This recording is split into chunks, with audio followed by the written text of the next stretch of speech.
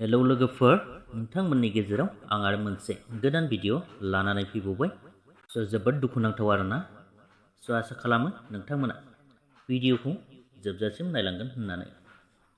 लोगोफोर, गोबां जोंनो सिनायजानाय फावखुंग्रि फुजि बसुमतारी आरो वेंकोल ब्रह्म बिथांमोननि नखराव फिसिजानाय दोमैलु मुंनि सैमाया थांनाय मैया जिउ गोमाबाय। फुजि बसुमतारी बिथाङा फोरमायनाय बायदिब्ला बेराम जानायखौ गोबांथार फाहामसेयावबो मोजां खालामनो हायाखिसै। फाहामै जेननांबाय होननानै दुखुजों फोरमायहरदों। लोगोफोर, जोबोद दुखुनांथाव आरोना। उन्दैनिफ्रायनो दांनाय बिलिरनाय मानसि बादि अननायजों फेदेरबोदोंमोन, नाथाय दायो दोमैलुआ बे बुहुमाव गैलिया।